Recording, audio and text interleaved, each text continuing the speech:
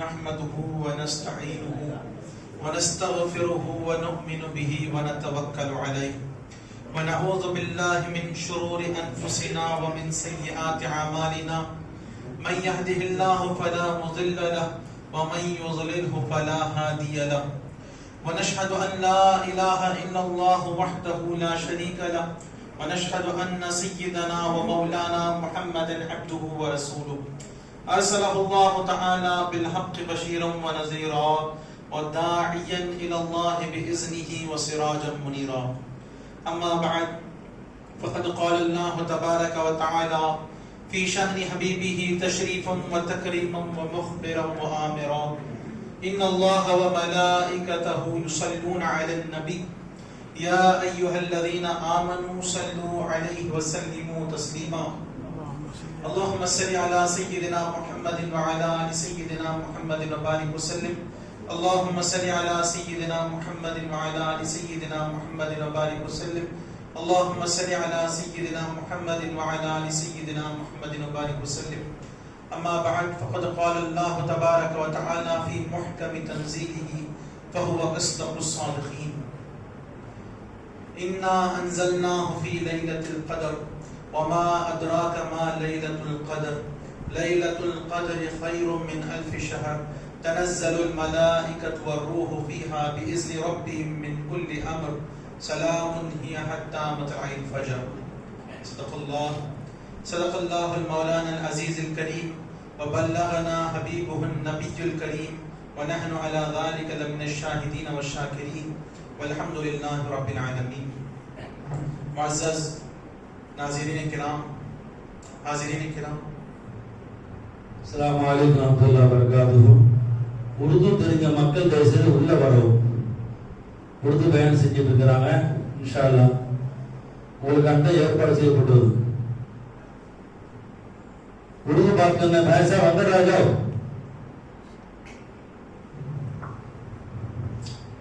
जज़ाकल्लाहु खैरन. मुअज़्ज़ज़ हाज़रीन किराम, अल्लाह ताला का बे इंतहा फज़ल व करम है. उसने हमें सरकार दो आलम नूर मुजस्सम सल्लल्लाहु ताला अलैहि वसल्लम की उम्मत में पैदा फरमाया और हमें फ़ख्र व शर्फ़ अता फरमाया कि आपका उम्मती होने का. नाज़रीन किराम, अल्लाह ताला ने हमें इस बाबरकत रात अता फरमाई. ये रात लैलतुल क़द्र की रात है. इस रात के बारे में अल्लाह ताला ने अपना कलाम मजीद नाजिल फरमाया, अपने हबीब सल्लल्लाहु अलैहि वसल्लम पर एक सूरत नाजिल फरमाई जिससे इस रात की कदर और मंजिलत पता चलती है, इसकी शान मालूम होती है, इसका मर्तबा पता चलता है. नाज़रीन किराम, लैलतुल क़द्र अल्लाह ताला ने इसलिए अता की ताकि मुसलमानों को बहुत आसानी के साथ ज्यादा अमल मिल जाए और ज्यादा सवाब कमा सके. लैलतुल क़द्र क्यों हमें ये रात अता की गई? इतनी बड़ी रात हमें अता करने की वजह क्या है? इमाम गज़्ज़ाली रहमतुल्लाह अलैह, इमाम गज़्ज़ाली 5वीं सदी के मुजद्दिद हैं. 5वीं सदी के मुजद्दिद हैं. आप फरमाते हैं मुकाशफतुल कुलूब में कि बनी इसराइल में एक शख्स था जो 1000 महीने मुसलसल अल्लाह की राह में जिहाद करता था और रात में क़ियाम करता था. सुबह में जिहाद और रात में क़ियाम यानी नमाजें पढ़ता था. तो सहाबा किराम को हुज़ूर सल्लल्लाहु अलैहि वसल्लम ने जब ये बात बताई तो आप सहाबा किराम मखमूम हो गए, गमज़दा हो गए. उन्होंने ये सोचा कि ये पिछली उम्मतों की उम्र बहुत बहुत बड़ी होती थी, बहुत बड़ी होती थी. जैसे हज़रत नूह अलैहिस्सलाम की उम्र, जो तबलीग की उम्र है, कुरान मजीद में अल्लाह ने फरमाया 950 साल, और रिवायतों में आया है कि आपकी उम्र जो है 1050 साल और तबलीग की उम्र 950 साल. इतनी बड़ी उम्र, किसी की 200 साल, किसी की 400, किसी की 500, बहुत लंबी लंबी उम्रें होती थी. और ये शख्स जो है अल्लाह की राह में जिहाद कर रहा था 1000 महीने और रात में क़ियाम 1000 महीने, तकरीबन 80 पर 4 साल, 84 साल, 84 ईयर्स का अरसा जो है उन्हें मुसलसल اللہ کی راہ میں جہاد کرتا تھا. اب غمزدہ ہو گئے کیونکہ اس امت کی عمر اتنی لمبی نہیں ہے. اس امت کی عمر کے بارے میں حدیث شریف میں ہے کہ یہ حدیث جو ہے رد المحتار میں علامہ شامی رحمۃ اللہ علیہ نقل فرماتے ہیں کہ حضور صلی اللہ علیہ وسلم نے فرمایا اعمار امتی من الستین الی السبعین، میری امت کی عمر 60 سے 70 سال کے درمیان ہے. بہت مختصر، 1000 مہینے بھی نہیں. اب جس کو اللہ نے زیادہ دے دیا دے دیا، لیکن جو اکثریت کی عمر ہے 60 سے 70 کے درمیان، تو یہ امت کی عمر بہت مختصر اور عمل اتنا نہیں کر سکتے، بہت غمزدہ ہو گئے. تب اللہ تعالیٰ نے اپنے حبیب لبیب کے امتیوں کو خوش کرنے کے لیے یہ رات عطا فرمائی، لیلۃ القدر کی رات عطا فرمائی، جس میں عبادت کرنے سے 1000 سال کا ثواب ملتا ہے، 1000 مہینے کا ثواب ملتا ہے. ایک اور روایت امام غزالی رحمۃ اللہ علیہ اپنی مکاشفۃ القلوب اس کتاب میں لاتے ہیں. یہ بھی ملتی جلتی روایت ہے کہ بنی اسرائیل میں ایک شخص تھا جو کہ مسلسل جہاد کرتا تھا، 1000 مہینے اس نے جہاد کیے، اور کافروں پر اتنا تنگ کر دیا انہوں نے، کافروں سے ایسا جہاد کیا کہ کبھی ہارتے ہی نہیں، ہمیشہ ان کو زیر کر دیتے، ہمیشہ انہیں ہرا دیتے، انہیں ہزیمت کا سامنا کرنا پڑتا اور نقصان کا سامنا کرنا پڑتا. کافروں نے بہت کوشش کی، بہت انہیں ایڑی چوٹی کا زور لگا دیا، لیکن انہیں کبھی فتح و کامیابی اور کامرانی میسر نہ ہوئی. تو انہوں نے سوچا کہ چلو اس کی بیوی سے بات کرتے ہیں. اس کی بیوی کو جو ہے انہوں نے ورغلا کر کہا کہ دیکھ، تو ہمیں بتا دے کہ تیرے شوہر کی کمزوری کیا ہے، تیری شوہر کی کمزوری کیا ہے، یا تیرے شوہر کو تو جو ہے رات میں رسی سے باندھ دے تو ہم اسے لے جائیں گے، ہم تجھے اتنا مال دے دیں گے، اتنے سونے کے اشرفیاں وغیرہ دے دیں گے. وہ بیوی جو تھی دنیا پر فریفتہ تھی، دنیا اس کی محبت میں ڈوبی ہوئی تھی. اس نے کہا کہ اچھا چلو ٹھیک ہے، آپ مجھے اتنے پیسے دے دینا تم لوگ، میں ان کے رات میں جب سو جائیں گے تو رسی باندھ دوں گی. تو جب وہ مجاہد، وہ شخص شمعون جب سو گئے تو اس نے کیا کیا، بیوی نے جو کھجور کی چھال سے جو رسی بنتی ہے، کھجور کی رسی، اسے جو ہے اس شخص کے جو ہے ہاتھ پیر باندھ دی.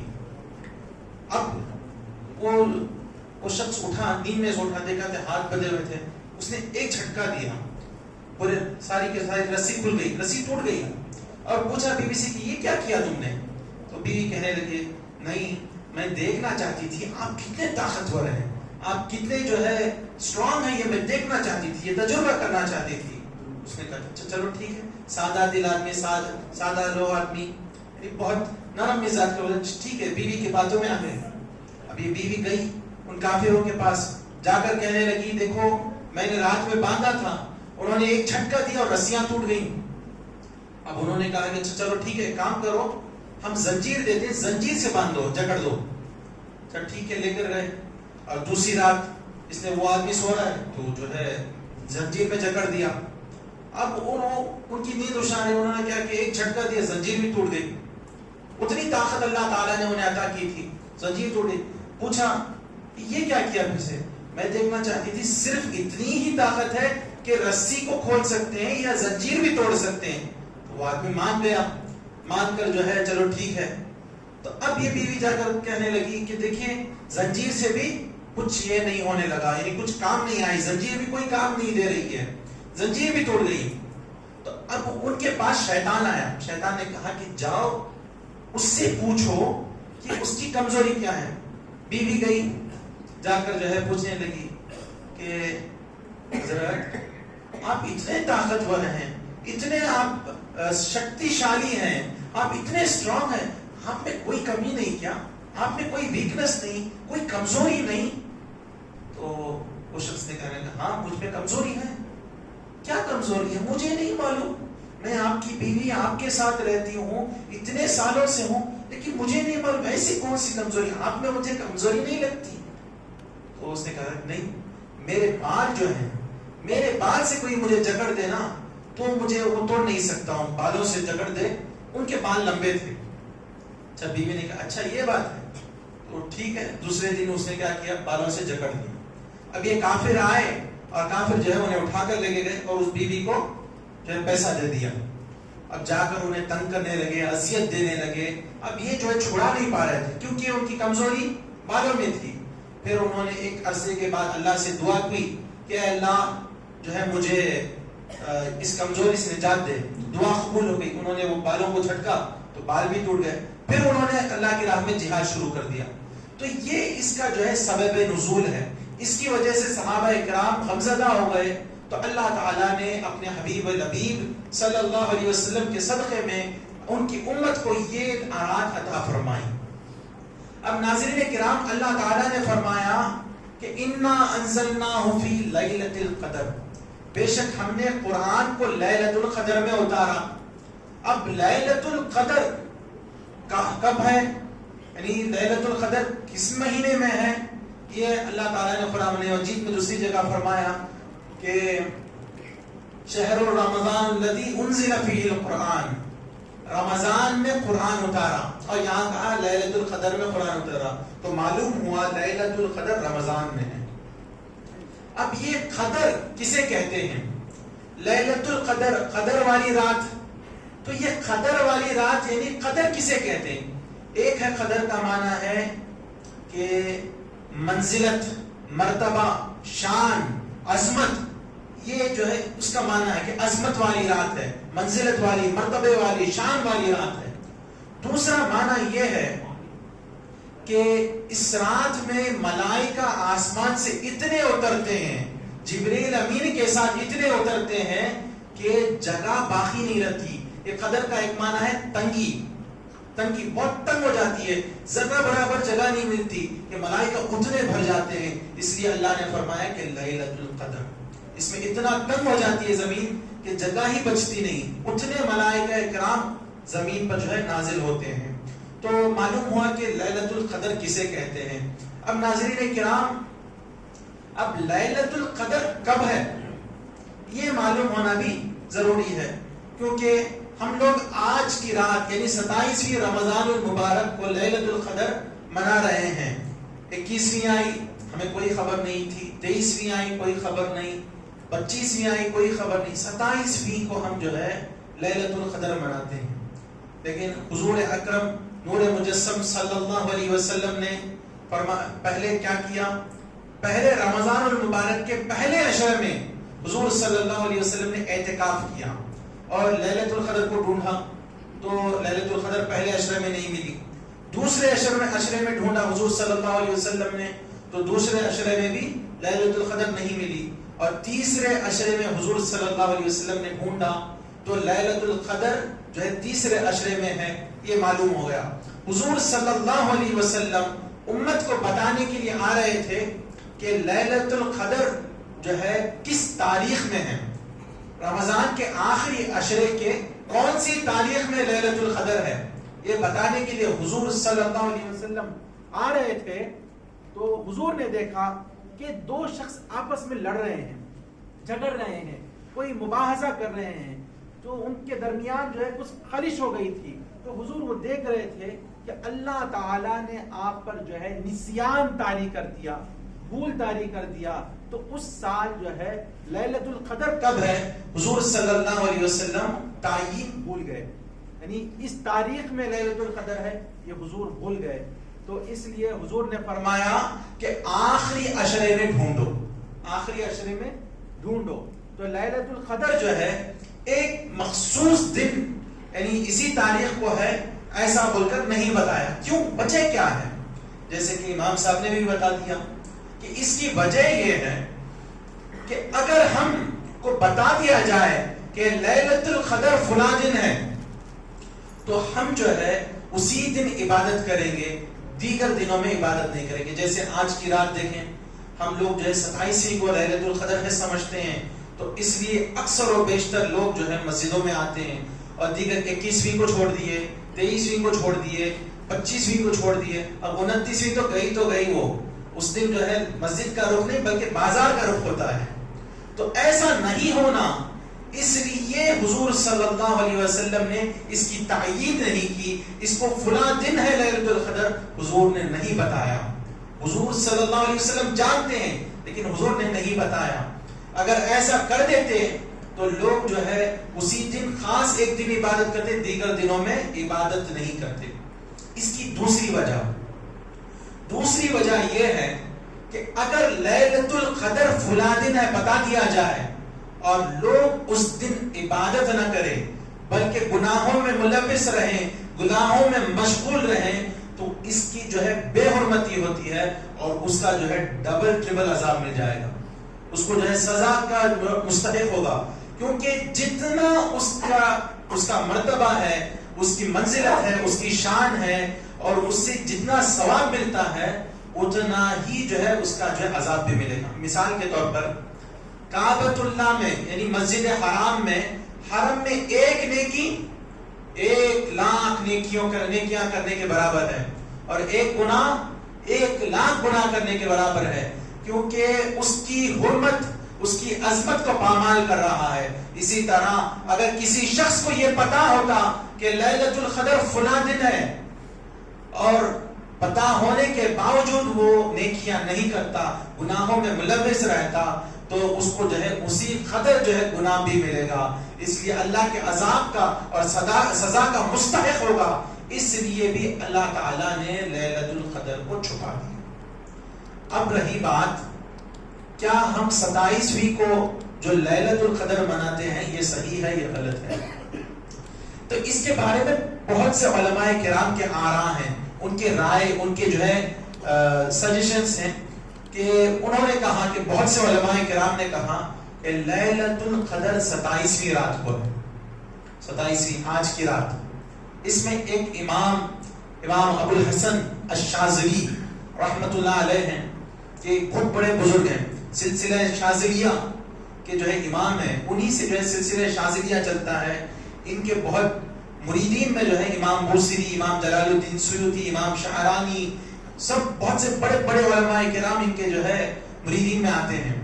تو آپ فرماتے ہیں کہ رمضان المبارک کی پہلی تاریخ اگر پیر کا دن ہوا, پیر کا دن جو ہے رمضان کی پہلی تاریخ ہوئی, یعنی پہلا روزہ پیر کو اگر ہوا تو لیلۃ القدر 21ویں کو ہے. لیلۃ القدر 21ویں رمضان کو ہوتی ہے. ان کا تجربہ بتا رہے ہیں کہ انہوں نے کیسا دیکھا. اگر رمضان المبارک کی پہلی تاریخ منگل یا جمعہ کو ہو تو لیلۃ القدر 27ویں تاریخ کو آتی ہے, اور اسی طرح باقی دن بھی بتائے. تو ہم نہ اس بار کب ہوا, پہلا رمضان منگل کے دن ہوا, تو آج 27ویں ہے. تو امام ابو الحسن شاذلی, علی شاذلی رحمت اللہ علیہ کے قول کے مطابق 27ویں کو جو ہے لیلۃ القدر ہے. تو ناظرین کرام, اسی طرح جیسی بستی ہوتی ہے اس کے مطابق جو ہے لیلۃ القدر ہوگا. جس طرح ہمیں تو ایک دن بعد دکھائی دیا, سعودی عرب کو ایک دن پہلے دکھائی دیا, تو ان کو 21ویں کو جو ہے لیلۃ القدر ہو گئی. اللہ تعالیٰ کی ذات میں کوئی کمی نہیں کہ کسی کو ایک دن, سب کو ایک ہی دن دینا ہوگی, نہیں, ان کو الگ دن ہے, ہمارے لیے الگ دن ہے.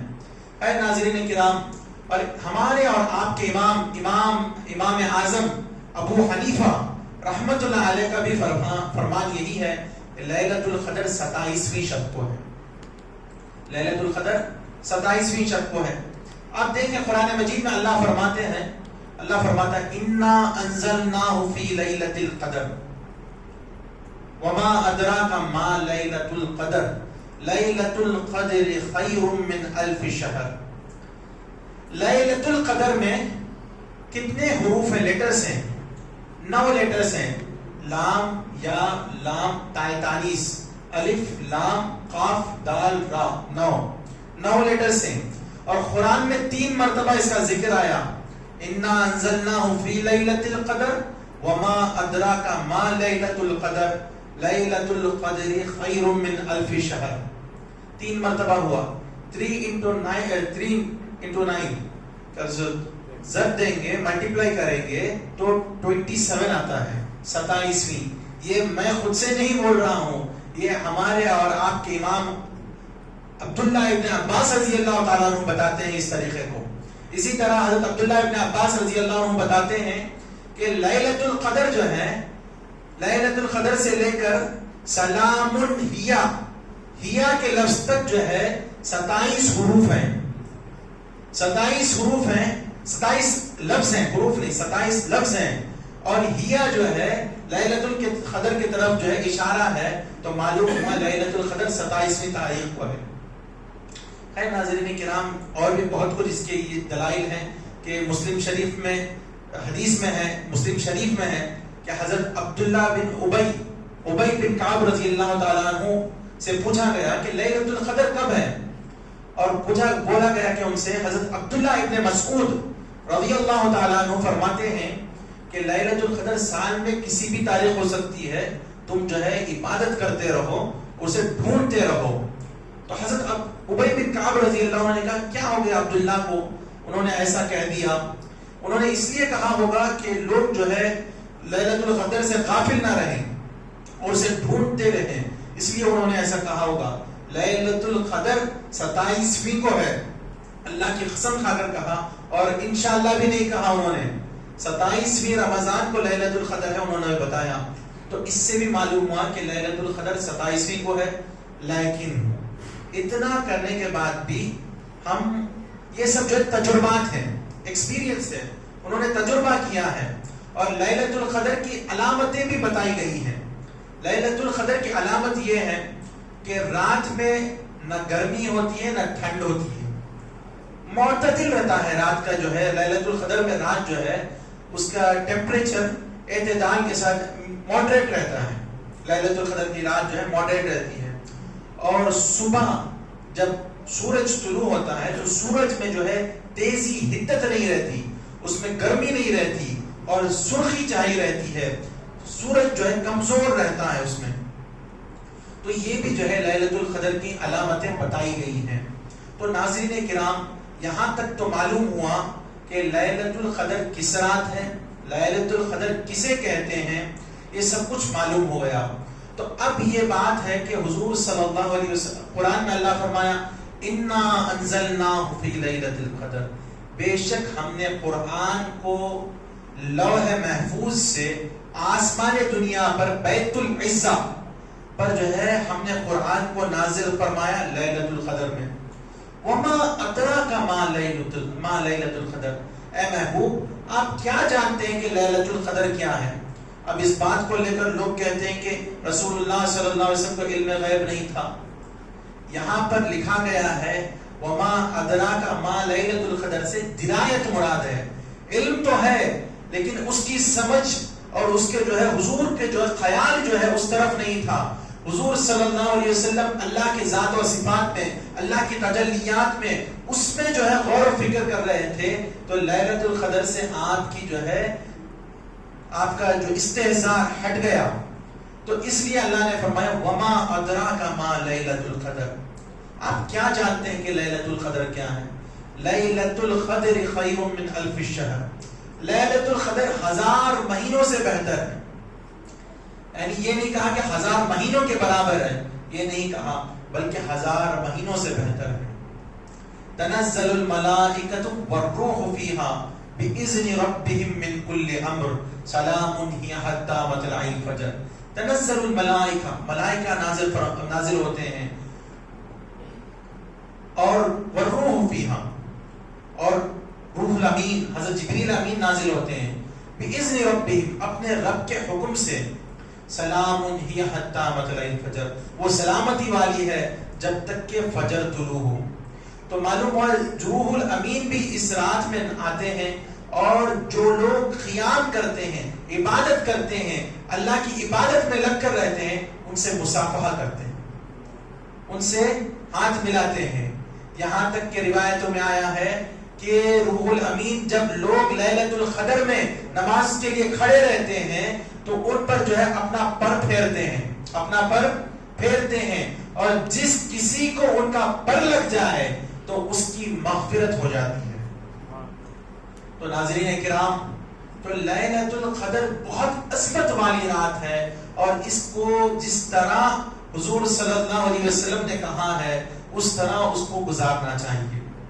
حدیث شریف میں ہے کہ حضور صلی اللہ علیہ وسلم نے فرمایا من قام ایمانا واحتسابا من قام لیلۃ القدر ایمانا واحتسابا غفر له ما تقدم من ذنبه. جو لیلۃ القدر کی رات میں ایمان اور اللہ سے امید کے ساتھ جو عبادت کرے گا، قیام کرے گا، اسے جو اس کے گناہ صغیرہ ہیں وہ بخش دیے جائیں گے. گناہ صغیرہ لوگ صرف جو اتنا ترجمہ کرتے ہیں کہ گناہ بخش دیے جائیں گے.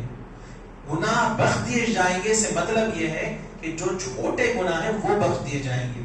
جو بڑے بڑے گناہ رہتے ہیں، گناہ کبیرہ ہیں، جو حرام کام ہیں، جو حرام کام کسی نے کیے، جو بڑے گناہ کیے ہیں، وہ لیلۃ القدر میں قیام سے نہیں بخشے جاتے.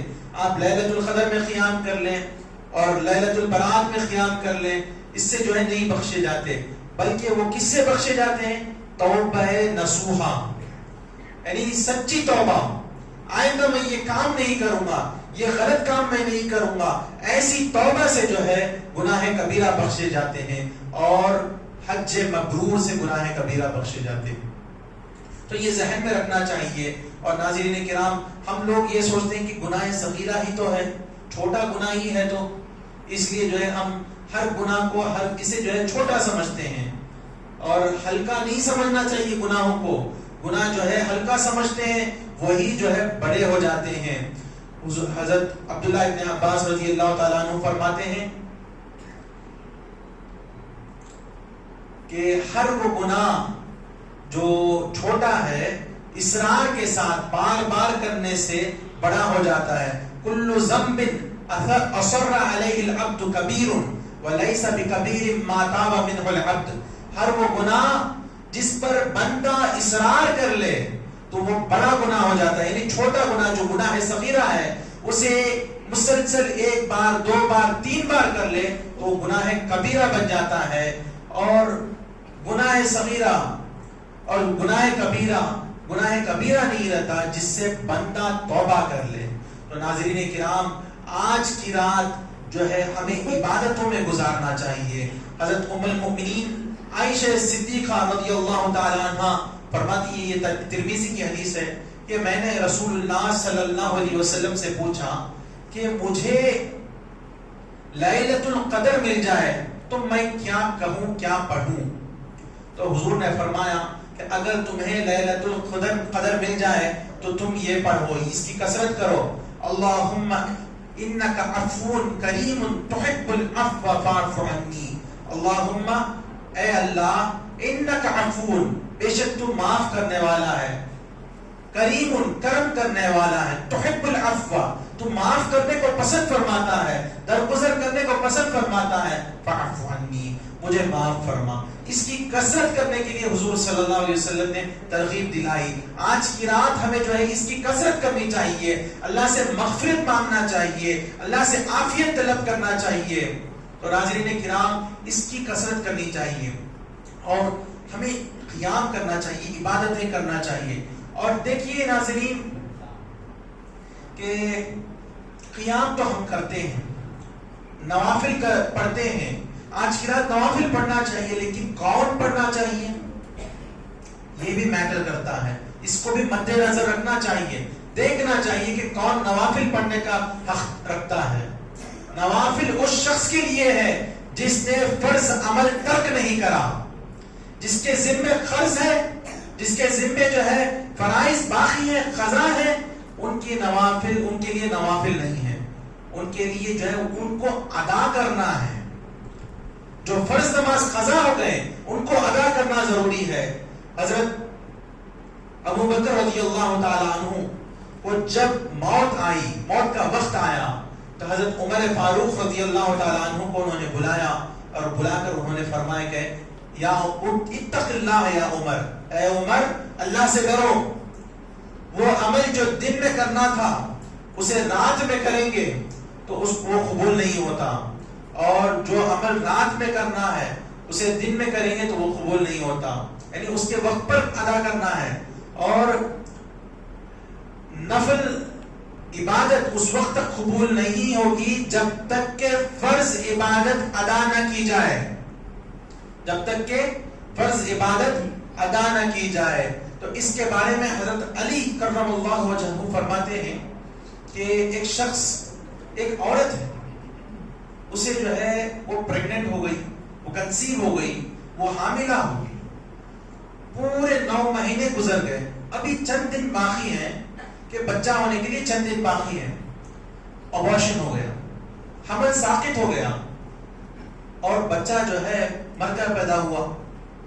تو وہ شخص جو نوافل پڑھتا ہے اور اس کے ذمے قضا نمازیں ہیں، قضا عبادت ہے، اس کی مثال اس عورت کی جیسی ہے جو پریگننٹ تھی، پورے 9 مہینے اس کا پریگننسی برقرار تھا، اس کا حمل برقرار تھا، اور جب بچہ پیدا ہونے کے لیے چند دن باقی تھے تو اس کا جو ہے ابارشن ہو گیا، حمل ساقط ہو گیا اور بچہ مر کر پیدا ہوا.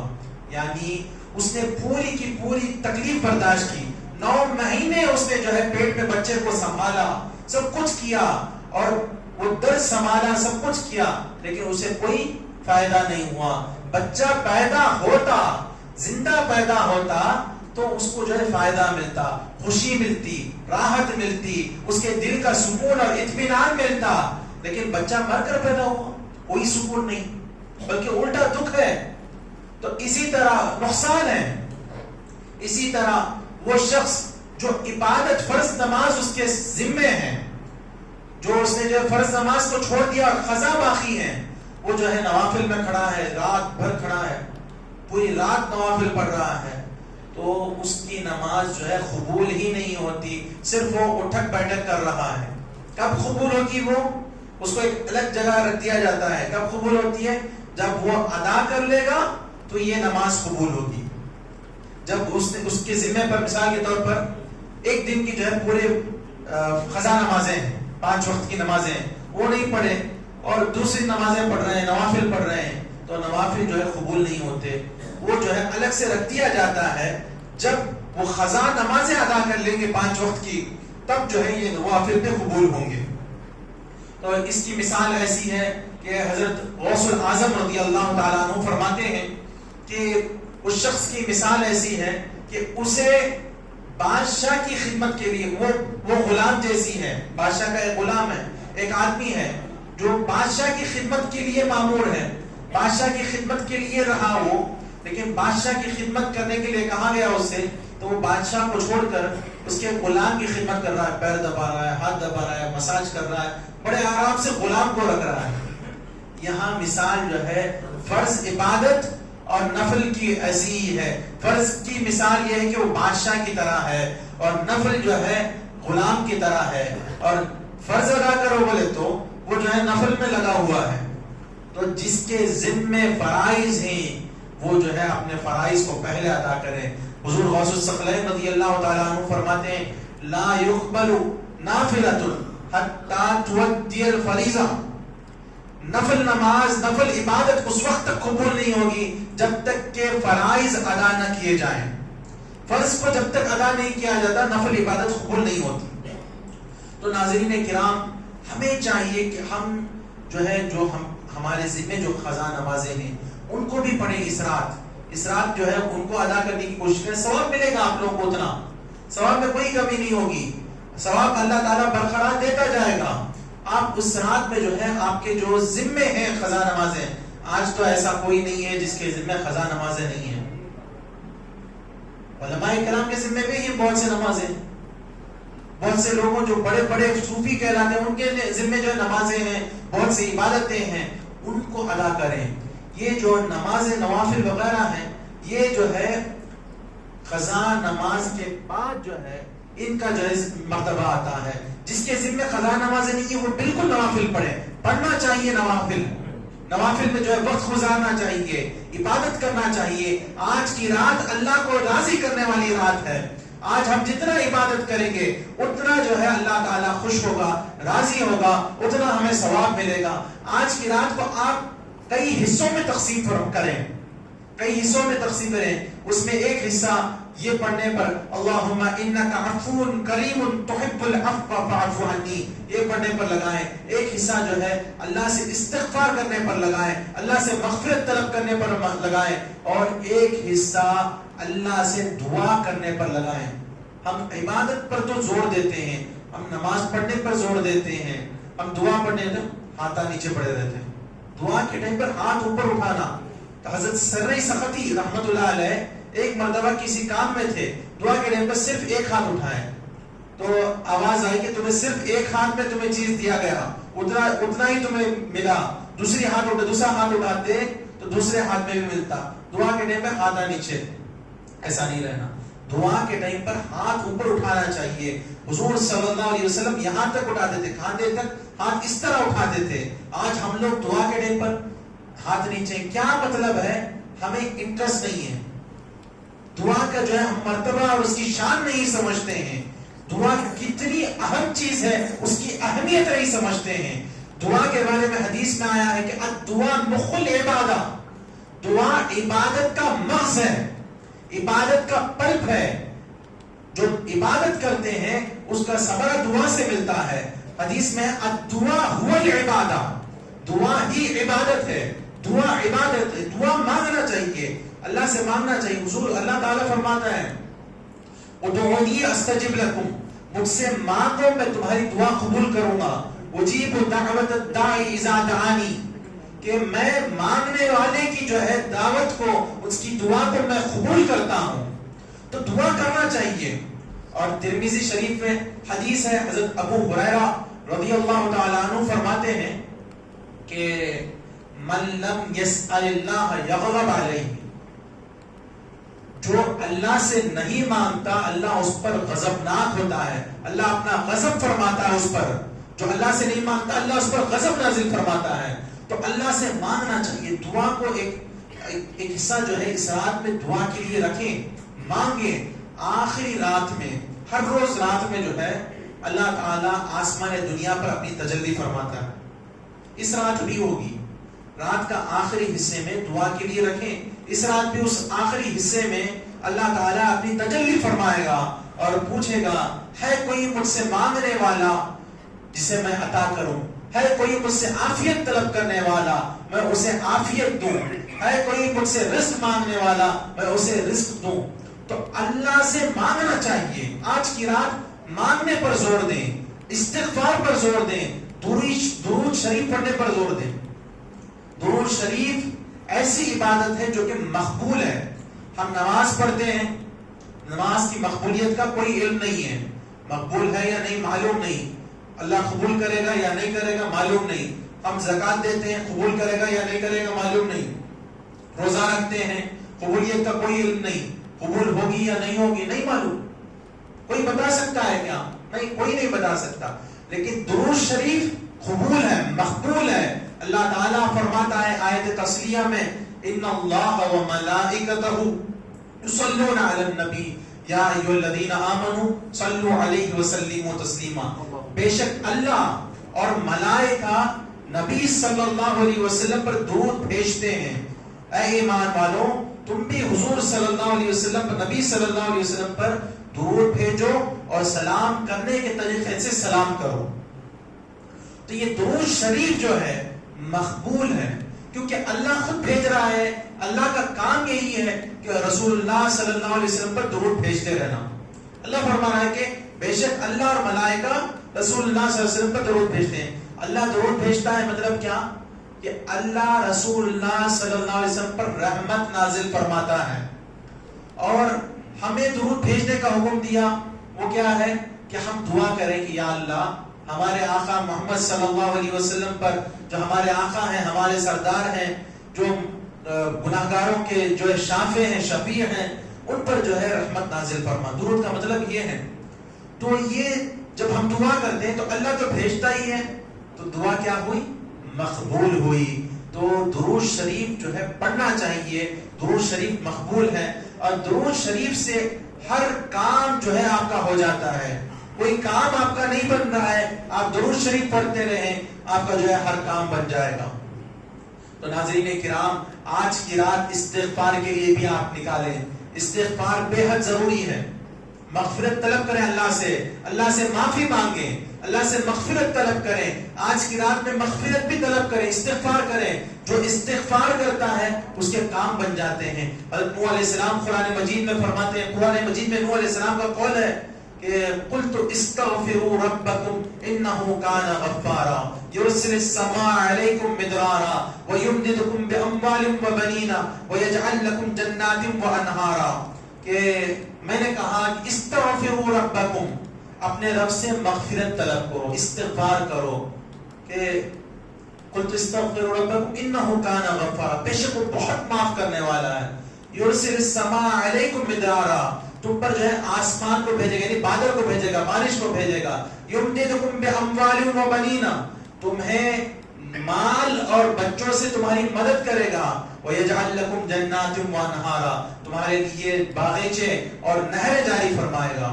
تو اس سے معلوم ہوا کہ جو استغفار کرتے ہیں ان کے تمام کام جو ہے آسان ہو جاتے ہیں. تو مغفرت طلب کریں اللہ سے. جو استغفار کرتے ہیں ان کے تمام کام حل ہو جاتے ہیں. تو آج کی رات استغفار بھی کرنا ہے، مغفرت بھی طلب کرنا ہے، درود شریف پڑھنا ہے، اور اللہم انک عفو کریم تحب العفو فاعف عنی یہ پڑھنا ہے، اور اللہ کا شکر ادا کرنا. ایسی بابرکت رات، اتنے امتیں گزرے، اتنے انبیاء علیہ السلام آئے، کم و بیش 1,24,000 انبیاء آئے. کسی کے امت کو حضور اللہ تعالیٰ نے یہ رات نہیں عطا کی. یہ رات عطا کی تو اپنے محبوب کے امتیوں کے لیے عطا کی، اپنے محبوب کے صدقے ہمیں عطا کی ہے. تو یہ اللہ کا شکر کرنے کا جگہ ہے، شکر کرنے کا مقام ہے. اللہ کا شکر کرنا چاہیے کہ کیوں ہمیں دی. کہ یہ اگر یہ راتیں جو ہے نا، جو مقدس راتیں ہیں، لیلۃ البرات ہے، شب برات ہے، لیلۃ القدر ہے، یہ سب ہمیں معاف کرنے کے لیے، ہماری مغفرت کرنے کے لیے، اب ہمیں بخشنے کے لیے اور اپنے محبوب کو راضی کرنے کے لیے. کہ ایک شاعر کہتے ہیں کہ بازاں ازاں چہ ہستی بازاں گر کافر و گبر و بت پرستی بازاں. کہ باز آ جا تو کیسا بھی گناہگار ہو، باز آ جا. کافر ہے یا مجوسی ہے یا بت پرست ہے، باز آ جا. اللہ تعالیٰ معاف کرنے کے لیے تیار ہے. یہ معاف کرنے کے لیے یہ رات ہے. اور رحمت حق بہانا می جویت، رحمت حق بہا نمی جویت، کہ اللہ کی رحمت جو ہے یہ بہانا ڈھونڈتی ہے کہ مصطفیٰ کے امتیوں کو کس طرح معاف کروں. اللہ کی رحمت جو ہے اس کا معاوضہ نہیں دیکھتی کہ تم یہ عبادت کرو گے تو میں تمہیں یہ دوں گا، تم نماز پڑھو گے تو تمہیں جنت دوں گا. نہیں، نمازیں ہم کتنے سال پڑھتے ہیں، کتنی عمر ہوتی ہے ہماری؟ مختصر عمر، 50 سال، 60 سال، 70 سال، اتنی عمر. اگر اس کا بدلہ ہمیں جنت مل رہی ہے، 50 سال کی عبادتوں کا بدلہ جو ہے جنت کی نعمتیں، جنت کی راحتیں، جنت کی آسائشیں، وہاں کی پرکیف بہاریں، وہ جو ہے محلات وغیرہ کی صورت مل رہی ہے، تو اس کا بدلہ ہے تو اتنا ہی ملنا. جتنا کام اتنا جو ہے اجر. آپ جو ہے کسی آدمی کو جو ہے ہائر کرتے ہیں کہ یہ جو ہے یہ دیوار بنانا ہے، ہمارے پاس یہ دیوار بنانا ہے، یہ دیوار بنا دو. تو وہ کیا دیوار بنا دیا. اس کا جو ہے آپ ایک اماؤنٹ فکس کرتے ہیں کہ 1,000 روپیہ میں تمہیں دوں گا، لیبر جو ہے 1,000 روپیے. تو آپ لیبر 1,000 روپے ہی دیتے یا 2,000 روپے دیتے؟ اس کو 1,000 روپے ہی دیں گے نا. جتنا کام ہے اتنا کام. وہ بولیں گے نہیں ایکسٹرا دو. نہیں بس کتنا کام ہے، جتنے کام کو اتنا پیسہ، اتنے کام کو اتنے روپے ہی دیں گے. اللہ کیا کر رہا ہے؟ ہم 50 سال عبادت کیے، اللہ تعالیٰ جو ہے ابد الآباد ہمیشہ رہنے کی زندگی میں جنت کی بہاریں، جنت کے نعمتیں اور آسائشیں، آرام، راحتیں محلات میں اور حوریں، یہ سب کچھ دے رہا ہے. اور ہمیشہ کی زندگی، موت ہی نہیں ہے. موت یہاں آ جائے تو اس کے بعد موت نہیں. بندے پر کبھی موت نہیں آئے گی. اس دنیا میں ایک بار آنے کے بعد اس کے بعد موت نہیں ہے. اتنی لمبی زندگی دے رہا ہے، وہاں کے مزے دے رہا ہے. کتنا دینا؟ 50 سال کا تو 50 سال نہیں دینا. یہ نا اس کا تقاضا زیادہ دے رہا ہے. تو معلوم ہوا کہ یہ اللہ کا کرم ہے جو ہمیں جنت میں بھیج رہا ہے. اللہ کا کرم ہے جو اتنی لمبی عمر جو ہے دے رہا ہے. یہ اپنے محبوب کو راضی کرنے کے لیے اللہ تعالیٰ جو ہے ابد الآباد کی زندگی دے رہا ہے. ورنہ 50 سال جنت میں ڈال کے اس کے بعد کونوں توڑا بدل ختم ہو جاتا. تم اتنے سال جیے، اتنا عبادت کیے، اتنا مزہ کرو، اس کے بعد تمہاری ہستی ختم کر دیتا اللہ. کوئی فرق نہیں پڑتا. جس طرح جو یہ جانور وغیرہ ہوں گے نا، جانور وغیرہ ہوں گے، ان کو قیامت کے دن اللہ تعالیٰ بولے گا کونو ترابن، مٹی ہو جاؤ، سب کے سب جو ہے مٹی ہو جائیں گے، ختم ہو جائیں گے. ان کو جنت نہیں ہے جانوروں کو، لیکن ہمیں جنت میں ہمیشہ رہنا ہے. ایسا 50 سال کی عبادت کے بدلے 50 سال جنت میں مزے کر کر اس کے بعد ختم کر سکتا ہے. کیوں ہمیشہ کی زندگی دے رہا ہے؟ یہ اللہ تعالیٰ کی رحمت ہے، اس کا فضل ہے، اس کا احسان ہے. اپنے محبوب کو راضی کرنے کے لیے اللہ تعالیٰ جو ہے اتنی لمبی عمر دے رہا ہے، اس کے بعد موت ہی نہیں ہے. تو آج کی رات جو ہے ہمیں شکر کرنا ہے کہ مولا تو نے ہمیں اپنے محبوب کی امت میں پیدا فرمایا، اس کا تجھے شکر ہے. تو نے ہمیں اتنی نعمتیں دیا، ایمان دیا، اسلام دیا، ہمیں جو ہے اچھا نیک مسلمان بنایا، تجھے شکر ہے. ہمیں آنکھیں دی، یہ سب کچھ عطا کیا، تیرا شکر ہے. یہ پیسہ دیا، سب کچھ دیا، تیرا شکر ہے. ہم صرف کیا کرتے ہیں؟ حضرت یہ تکلیف ہو گئی، وہ تکلیف ہو گئی، شکایت ہے، شکایتیں کرتے ہیں. ہم جو ہے شکر نہیں کر رہے ہیں. شکر کرنا چاہیے. شکر کرنے سے نعمتوں میں اضافہ ہوتا ہے، نعمتیں بڑھتی ہیں، نعمتیں زیادہ ہوتی ہیں. ایک مرتبہ موسیٰ علیہ السلام کوہ طور پر جا رہے تھے، کوہ طور پر جا رہے تھے تو بیچ جاتے سو رستے میں ایک آدمی ملا، مل کر کہنے لگا موسیٰ علیہ السلام آپ کوہ طور پر اللہ کے پاس جا رہے ہیں، اللہ سے جا کر جو ہے دعا کریں میرے لیے کہ اللہ جو ہے مجھے بھی اپنی نعمتیں عطا کرے، اللہ مجھے بھی اپنی نعمتیں عطا کرے. تو موسیٰ علیہ السلام نے کہا کہ تم اللہ کا شکر ادا کرو، تم اللہ کا شکر کرو، تمہیں مل جائے گا. یہ بول کر موسیٰ علیہ السلام جانے لگے اور کوہ طور کے قریب ہونے جا رہے ہیں کہ ایک راستے میں ایک آدمی ملا، مل کر کہنے لگا موسیٰ علیہ السلام سے کہ السلام علیکم. وعلیکم السلام. کیا ہے کہ مجھے بہت اللہ نے نعمتیں دے دی ہیں، مجھے اللہ نے بہت مالدار بنا دیا، بہت نعمتیں دے دیا، مجھے بہت زیادہ ہو گیا. یہ اللہ سے کہیں کہ مجھ سے یہ نعمتیں لے لے، مجھ سے یہ نعمتیں لے لے. تو موسیٰ علیہ السلام نے کہا کہ تم اللہ کی ناشکری کرو، بول کر وہ چلے گئے. کوہ طور پر گئے، 40 دن کم و بیش گئے، 40 دن رہ کر واپس آئے. واپس آ کر دیکھتے ہیں کہ راستے میں وہ آدمی ہے. کیا ہوا کہ یہ پوچھنے لگا کہ آپ سے کہا تھا میں نے کہ آپ اللہ سے کہہ دیں کہ آپ کہ اللہ مجھ سے یہ نعمتیں لے لیں، کہ نعمتیں بڑھ گئی. تو موسیٰ علیہ السلام نے کہا میں نے تو تمہیں کہا تھا کہ تم اللہ کی ناشکری کرو، نعمتیں چل جائیں گی. تو اس نے کہا کہ میں کیوں اللہ کی ناشکری کروں؟ اس نے یہ زندگی دیا، اتنے آرام دیے، اتنے نعمتیں دی، اتنی راحتیں دی، اتنی آسائشیں دی، اتنی پرکیف زندگی دی، تو میں کیوں اس کی ناشکری کروں؟ وہ رب العالمین ہے، میں اس کا صرف شکر کروں گا. تو موسیٰ علیہ السلام نے کہا کہ پھر تو کبھی جو ہے تندرست نہیں ہوگا، تو شکر کرے گا تو تجھے بڑھتا جائے گا، تو کبھی تیری نعمتیں یہ جائیں گی نہیں، ضائع نہیں ہوں گی. پھر آگے بڑھے. وہ شخص تھا کہ اس کی حالت جو ہے اور جو ہے بگڑ رہی تھی. پہلے کپڑے تھے، اب کپڑے بھی نہیں تھے. وہ پتے ہیں نا جھاڑ کے، پیڑ کے پتے، اس سے لپٹ کر جو ہے اپنا بدن ڈھاکا ہوا تھا. موسیٰ علیہ السلام نے کہا کیا ہوا؟ تو اس نے کہا کہ آپ نے دعا نہیں کیا میرے لیے کہ اللہ مجھے اپنی نعمتوں میں سے نعمتیں دے دے. موسیٰ علیہ السلام نے کہا کہ میں نے تجھے کہا تھا کہ اللہ کا شکر کرو، تم نے کیا؟ اس نے کہا کہ کس بات کا شکر کروں؟ کوئی نعمت تھی مجھے، میں اتنا غریب ہوں، اتنا لاچار ہوں، اتنا تندرست ہوں، اتنا جو ہے تکلیفوں میں گزار رہا ہوں، کس بات کا میں شکر کروں اللہ کا؟ تو یہ کہنا ہی تھا. ایک چند بکریاں ہیں اس کے جو ہے وہ پتے بھی کھا کر چلے گئے. تو ناشکری سے نعمت زائل ہو جاتی ہے. شکر گزاری کریں گے، شکر گزار رہیں گے، شکر کریں گے، اللہ کا شکر ادا کریں گے، آپ کی نعمتوں میں اضافہ ہوگا. تو آج کی رات ہمیں شکر کرنا ہے. اس کے چند حصے بنائیں آپ. اب صلاۃ التسبیح ہوگی، اس کے بعد صلاۃ التسبیح کے بعد جو ہے آپ جو ہے درود شریف کے لیے ایک حصہ رکھیں، اور جو لیلۃ القدر میں جو دعا پڑھنی ہے اس کے لیے ایک حصہ رکھیں، استغفار کے لیے حصہ رکھیں، اور شکر کرنے کے لیے ایک حصہ رکھیں.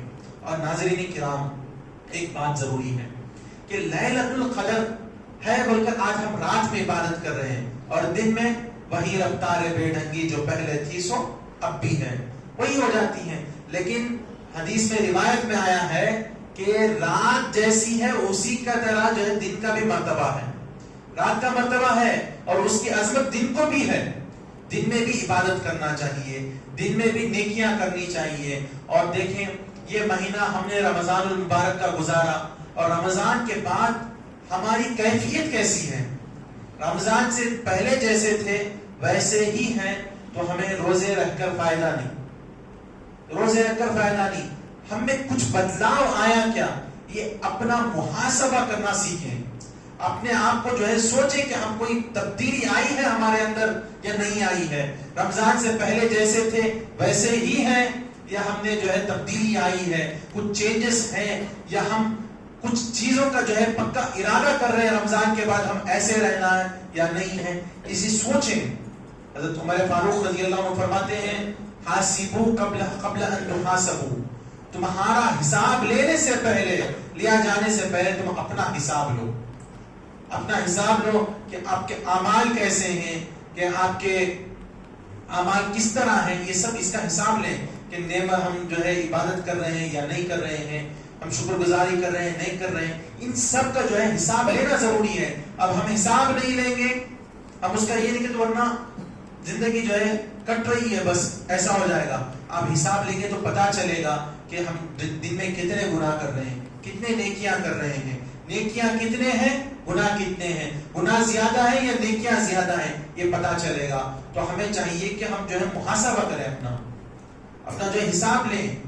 حساب لیں گے تو آئندہ جو ہے بتدریج تھوڑا تھوڑا کر گناہ کم ہوتے جائیں گے اور نیکیاں بڑھتے جائیں گے. تو اس لیے جو ہے ہمیں ایک پختہ عہد کرنا چاہیے, ہمیں جو ہے ایک اپنے آپ سے جو ہے اگریمنٹ کرنا چاہیے, ایک پختہ عہد کرنا چاہیے, ارادہ کرنا چاہیے کہ ہم جو ہے آئندہ جو ہے جو پہلے والی زندگی تھی, جو گناہوں میں گزر رہی تھی یا عیش و آرام میں گزر رہی تھی, جو لہو و لعب میں گزر رہی تھی, کھیل کود میں گزر رہی تھی, ویسی زندگی نہیں گزاریں گے, بلکہ ہم اس سے بدل کر, اس سے ہٹ کر دین کی طرف راغب ہو کر نیکیاں کرنے کی طرف جو ہے آئیں گے اور دین سیکھیں گے, دین پر عمل کریں گے. ناظرین 2 منٹ میں تقریر ختم کرتا ہوں. دیکھیے ہم تو عبادت کرنے کے لیے آ گئے, پتا چل گیا کہ عبادت کرنا ہے, نوافل پڑھنا ہے, شکر کرنا ہے, دعا پڑھنی ہے لیلۃ القدر کی, درود شریف پڑھنا ہے, عبادتیں کرنا ہے, نیک بننا ہے. لیکن نیک کیسے بن سکتے ہیں, کیسے نیک بن سکتے ہیں؟ اللہ سے ڈرنا ہے, اللہ سے ڈرنا ہے, سب کچھ. کیسے ڈریں گے, کیسے نیک بنیں گے؟ اللہ سے ڈرنا, اللہ ایسا بولتے اللہ سے ڈر جاتے کیا؟ ایسا نہیں. اللہ کا ڈر جو ہے خالی ڈرنے سے نہیں, اللہ کے ڈرنے سے. اللہ کا ڈر بولے تو اللہ کو اور قریب کرنا. وہ ڈر کیسے آئے گا, اللہ کا ڈر کیسے آئے گا؟ جو ہے علم دین سیکھنا. ہم کتنا علم دین سیکھے ہیں آپ یہ دیکھیں, اور علم دین سیکھیں گے آپ, خود بخود آپ میں تبدیلی آتی جائے گی. یہ جو تبدیلی لانے کی جو بات میں کہہ رہا ہوں, یہ کیسے ہوگا؟ علم دین سے ہوگا. اللہ تعالیٰ قرآن مجید میں ارشاد فرماتا ہے انما یخشی اللہ من عبادہ العلماء, بے شک اللہ سے اس کے بندوں میں علماء ہی ڈرتے ہیں, یعنی علم والے ہی ڈرتے ہیں. تو قل هل يستوي الذين يعلمون والذين لا يعلمون, اے محبوب آپ فرماؤ کہ جو علم رکھتے ہیں, جو جانتے ہیں, اور جو نہیں جانتے, جو علم نہیں رکھتے, کیا دونوں برابر ہو سکتے ہیں؟ نہیں. تو علم دین سیکھنے پر آپ لوگ فوکس کریں. علم دین سیکھیں گے تو اپنے آپ تبدیلی آئے گی. آپ خود یہ جو ہے سوچیں گے, آپ کو بعد میں احساس ہوگا. علم دین نہیں ہے, جتنا آپ علم دین سے دور ہوں گے اتنا گناہوں میں پڑتے جائیں گے. اور خود علم دین حاصل نہیں کرنا بھی گناہ ہے. جو فرائض کی حد تک علم دین حاصل کرنا آپ کے اوپر فرض ہے, آپ اسے حاصل نہیں کریں گے تو گناہ ہے. ایک, برابر عمل نہیں کر سکتے. دوسرا, علم دین نہیں حاصل کرنے کا 2 گناہ. نماز کیسا پڑھنا ہے, نماز میں کن چیزوں سے جو ہے نماز نہیں ہوتی ہے. لوگ فولڈ کر کے نمازیں پڑھتے ہیں, پیروں کی پینٹ فولڈ کر لیتے ہیں, ہاتھ کے فولڈ کر لیتے ہیں, پڑھ کے نماز پڑھ رہے ہیں, سوچتے ہیں کہ نماز ہو جائے گی. نماز ہوتی نہیں. فقہ حنفی کی روشنی میں نماز ہوتی نہیں. مسلم شریف کی روایت ہے کہ حضور صلی اللہ علیہ وسلم نے فرمایا امرت ان اسجد علی 7 اعظم ولا اکف شعر ولا ثوبا, مجھے حکم دیا گیا کہ میں جو ہے 7 ہڈیوں پر سجدہ کروں, اور یہ جو ہاتھ کے جو کپڑے ہیں نا، کپڑوں کو فولڈ نہ کروں اور نہ اپنے بالوں کو جو ہے فولڈ کروں. تو معلوم ہوا، اس حدیث سے معلوم ہوا کہ نماز میں فولڈ کرنے سے، جو کپڑوں کو جو فولڈ کرتے ہیں نا، اس سے نماز نہیں ہوتی. ہم سوچتے ہیں کہ پیروں ٹخنوں کے نیچے جاتی ہیں اس لیے جو ہے فولڈ کر رہے ہیں. ٹخنوں کے نیچے چلے گئی تو بھی نماز ہو جائے گی، لیکن مکروہ تنزیہی، پسندیدہ نہیں ہے شریعت میں. صحیح کپڑے کیا ہیں؟ ٹخنوں کے اوپر رکھ کر سلائیں، اینکل بون ہے نا اس کے اوپر رکھ کر سلائیں، ایسا ہی لے کر پہننا چاہیے. ٹخنوں کے نیچے کا لے رہے ہیں اس کے بعد فولڈ کر کے نماز پڑھیں گی، یہ غلط طریقہ ہے. سلانا ہی جو ہے اینکل بون کے اوپر ہے، اور اس کے بعد جو ہے اگر سلا لیے ہیں پہلے پرانے کپڑے تو ٹخنوں کے نیچے کر کے بھی نماز پڑھنے کی نماز ہو جائے گی، لیکن فولڈ کریں گے تو نماز نہیں ہوگی. اس کی دلیل ابو داؤد شریف میں کتاب اللباس میں ہے. ایک مرتبہ حضرت ابو بکر صدیق رضی اللہ تعالیٰ عنہ جب حضور صلی اللہ علیہ وسلم نے فرمایا من جر ازارہ لا يقبل اللہ صلاتہ، جو اپنی ازار یعنی اپنی پیجامہ یا لنگی ٹخنوں سے نیچے جو ہے لڑائے گا تو اللہ اس کی نماز قبول نہیں کرے گا. تو حضرت ابو بکر جو ہے رونے لگے.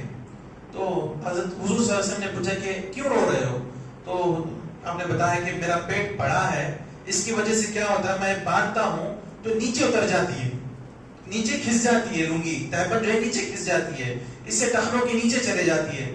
تو حضور صلی اللہ علیہ وسلم نے فرمایا لست ممن يفعله خویلاء، تم ان میں سے نہیں ہو جو تکبر کے بنا پر کرتے ہیں. تو معلوم ہوا جو ٹخنوں کے نیچے تکبر کی وجہ سے کرتے ہیں ان کی نماز نہیں ہوتی، ان کی نماز نہیں ہوتی. تکبر نہیں ہے تو نماز ہو جائے گی، اور فولڈ کریں گے تو نماز نہیں ہوگی. یہ سب علم دین ہے. میں بتا دیا کیونکہ یہ ضمناً بتانا پڑا کہ ایسا ہم غلطی کرتے ہیں تو نمازیں نہیں ہوتے. وہی آپ علم دین سیکھیں گے نمازیں درست ہو جائیں گی، نمازیں درست ہوگی تو قبول ہوں گے، نیکیاں ملیں گے، اپنے آپ تبدیلی آنا شروع ہو جائے گی. ان الصلاۃ تنہا عن الفحشاء والمنکر، بے شک نماز برائی یعنی بے حیائی اور برائی سے روکتی ہے. تو آپ کی نماز قبول ہوگی تو ہی نہ روکے گی ان چیزوں سے. تو قبول ہونے کے لیے علم دین ضروری ہے. آپ سب سے میں ایک عاجزانہ جو ہے گزارش کرتا ہوں کہ علم دین سیکھنے پر فوکس کریں. سکھانے والے بہت ہیں تو ان سیکھیں، جا کر پوچھیں، سکھائیں گے تو آپ جو ہے پوچھ کر سیکھیں. اللہ تعالیٰ سے دعا گو ہوں کہ اللہ تعالیٰ ہمیں اس رات کے برکات عطا فرمائے اور ہماری نیکیوں کو قبول فرمائے اور ہمارے گناہوں کو درگزر فرمائے، اور ہمیں اس طرح کی کئی لیلۃ القدر ہمیں دیکھنا جو ہے اور ان میں عبادت کرنا نصیب فرمائے، اور اپنے حبیب پاک صلی اللہ علیہ وسلم کے صدقہ طفیل میں ہماری اور سب کی جو ہے مغفرت فرمائے، اور ہمیں حضور صلی اللہ علیہ وسلم کا قرب عطا فرمائے. آمین. وآخر دعوانا ان الحمد للہ رب العالمین. السلام علیکم ورحمۃ اللہ وبرکاتہ.